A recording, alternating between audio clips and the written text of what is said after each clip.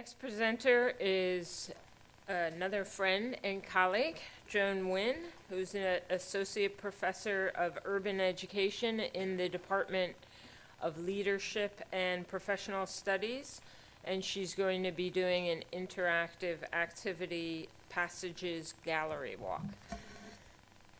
So artistically done. When you see my little thing come up. So what I'm going to do is have you do something, then we're going to deconstruct it. So what I'm going to ask all of you to do is to get up in just a few moments and move around the room and read the passages that are on the wall.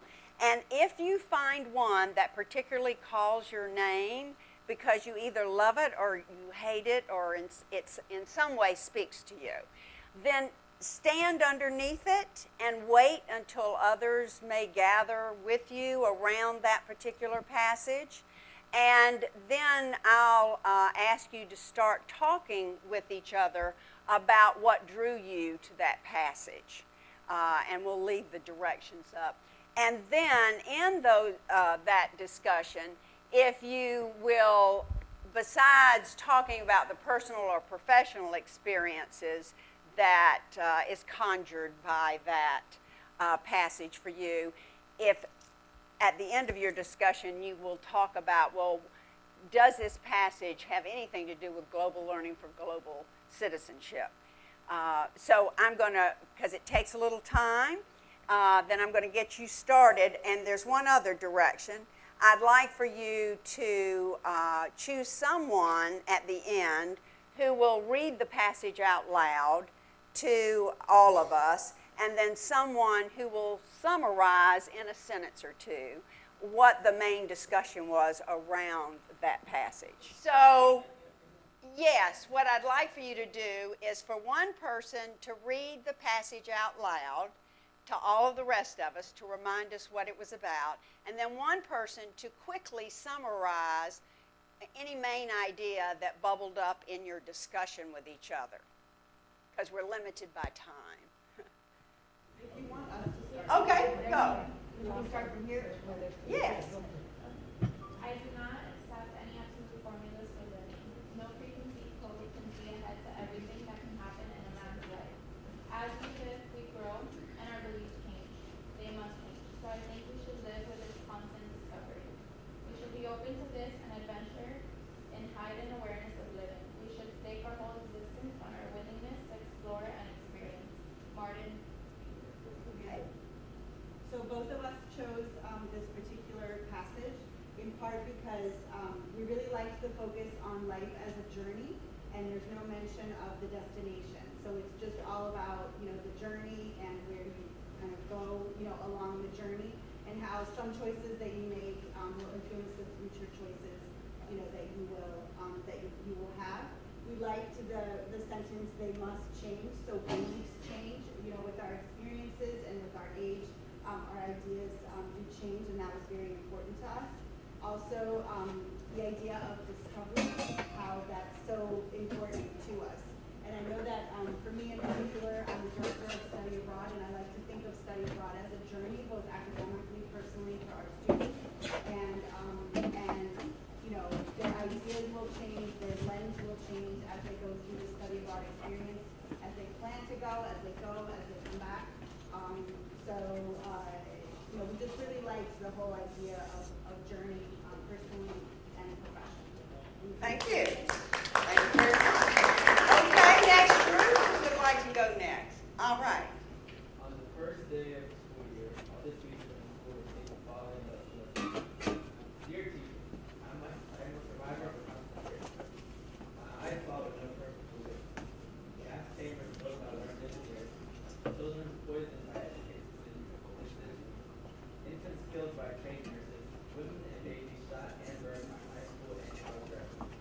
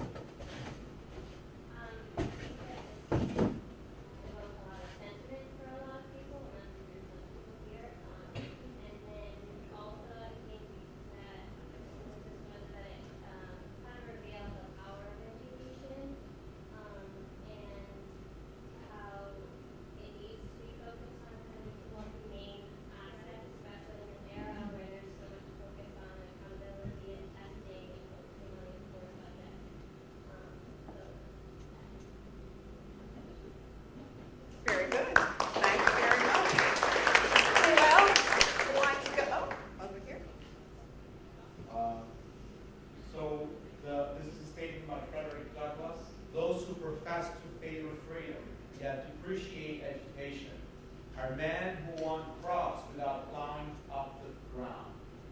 They want rain without thunder or lightning. They want the ocean without awful roar of its many waters. The struggle may be a moral one, or it may be a physical one, or it may be both, moral and physical, but it must be a struggle. Power concedes nothing without demand. It never did, and it never will. And in many ways, this resonates strongly with me because I study nonviolent protest, but also I've been a protester myself, and I know that you have to stand up and you have to act for change to occur. And now we finally know that actually nonviolent activism produces better results than violent ones. So, I mean, we've been 30, 40 years ago, we used to think that power comes from the barrel of the gun. Actually, now power comes from nonviolent people, old and new, etc., telling to the power holder that we do not believe, trust him anymore. That's how power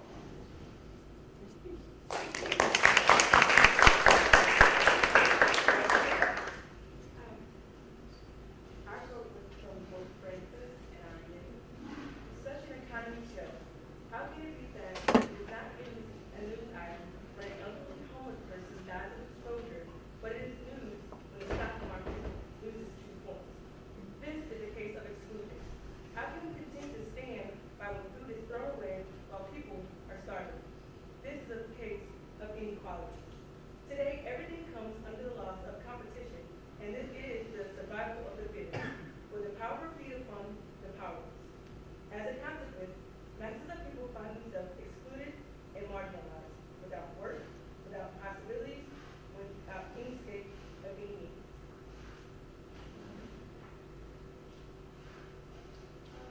Well, this for me and it was kind of a powerful statement on how the news reflects our priorities in a wealthy society. So, all of the news, there's news of scandals within the government, wealthy people, but you don't see something like this in the news, so that's kind of what so that was kind of the journalism. Okay.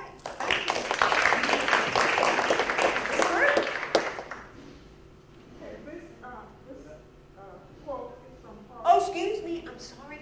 I skipped a group. Oh, I'm so sorry. You're all so close together, I can't tell where the aggregate is. Something was terribly wrong here. Oh, okay. It says. Well, we were skipped. With the story that economic development was eliminating poverty and bringing forth a world of universal prosperity. In reality, I experienced was exactly the opposite. The more GDP grew, the more brutal life became for the majority of people, with the faster environment devastation of spread.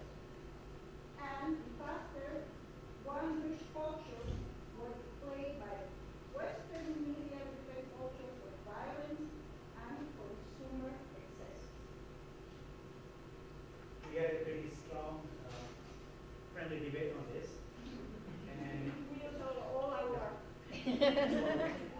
so one viewpoint was, of course, and my old university gave example of India where 45, India's advancing pretty rapidly, but still 44% still there are members. What I said, look at US. I said, economic advancement comes from technological advancement. At the initial stage, we start exploiting the resources and therefore we degrade the environment.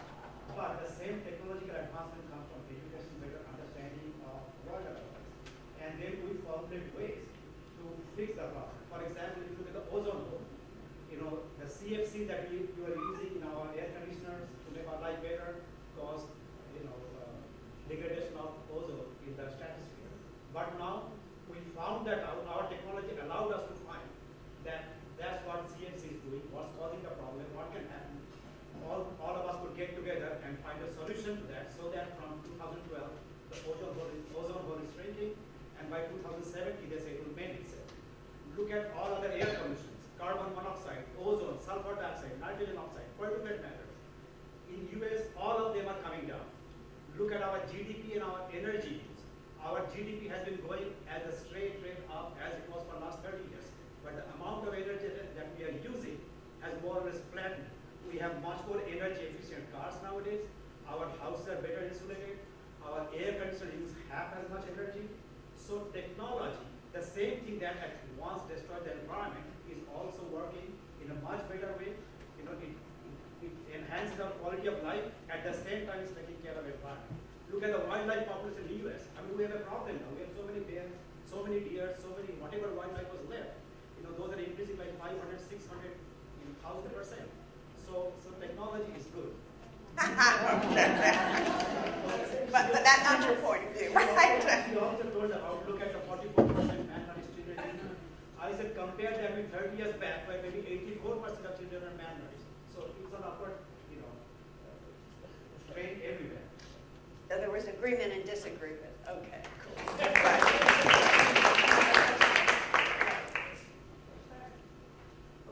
this quote is from Paulo Freire and Macedo, and it says, "There is no such thing as a neutral educational process.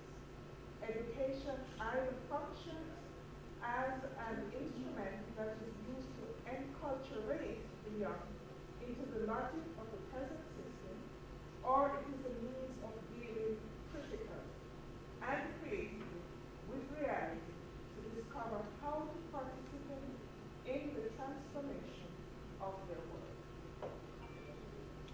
And the discussion included the idea of a novice teacher going into the classroom, not understanding what neutrality was, but still feeling that neutrality was how it felt.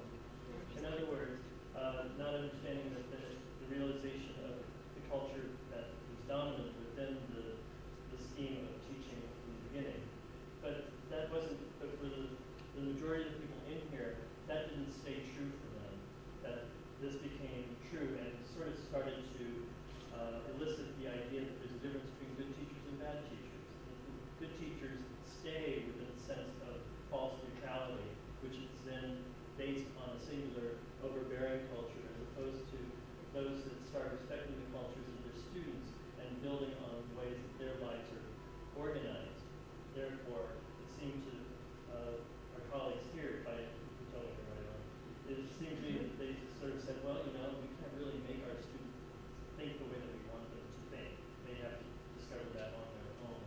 And through that process, they felt that they were able to drop the idea that the school curriculum is automatically neutral. Okay, thank you.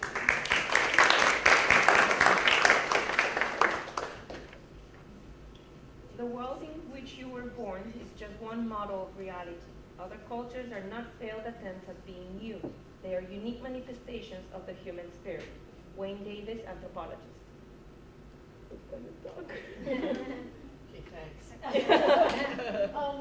Basically, what we sort of discussed about this was that there's no right and wrong when it comes to cultural viewpoints and cultural activities and cultural values and behaviors, and that just because a culture does, people from different cultures do things differently, doesn't mean they're better or worse, right or wrong, but just different. Sort of like there's one destination but many roads. Kind of the opposite of that. Okay, thank you. We have one more? During a radio interview, Wynne Watson, an Indigenous Australian activist and artist, shared a story about her Aboriginal father, who was a young boy, was chained like a dog, left for 3 days without water, escaped, then was beaten for having escaped. Yet, she insists, my father was never bitter about white people. That is one of the strengths of Aboriginal culture. We can still see the people, the colonial oppressors, as human. The interviewer remarks that the Aborigines' capacity to forgive surprises him. Yes, she said. I only wish that white people could understand that quality as a strength and not a weakness. So it would seem to me, if we come as researchers to find the deficiencies within communities, we're missing the point. A little summary. I would like to follow what my colleague here expressed a while ago. is that when you suffer and you forgive the other person don't have to think that that is a weakness on my part. This is the case of all the civilizations that were here before the Spaniards and the English. And especially today, that we commemorate 46 years after Martin Luther King was assassinated. And the last part, if we are going to consider ourselves as researchers, and we go into communities, especially our world leaders, teachers here, there's no way to go there and just find and talk about efficiencies, because we go to less developed countries and societies. We don't have to, we have to come out with a whole world of people and things and understand other cultures. Thank you. I think we've run out of time. I was going to deconstruct the activity. Can I do that in a minute, do you think? No, we don't have enough time. We're up there. Okay, why don't we put it up there? There we go. So I can email this to you, and it tells you how you can use this activity either to introduce concepts from your own discipline or to evaluate having students look at the concepts and see how well they are able to articulate them for you. And then pedagogically, getting people moving, getting any learners moving creates more oxygen going to their brain so they are able to be more cognitively agile with ideas. So that's always good, especially I teach courses that are for 2.5 hours. And I need to get people up and moving after they've worked all day. And there's several other, but Hillary obviously wants me to stop. So there's several other reasons for it that I think are helpful for whatever you teach. And I will email that to you.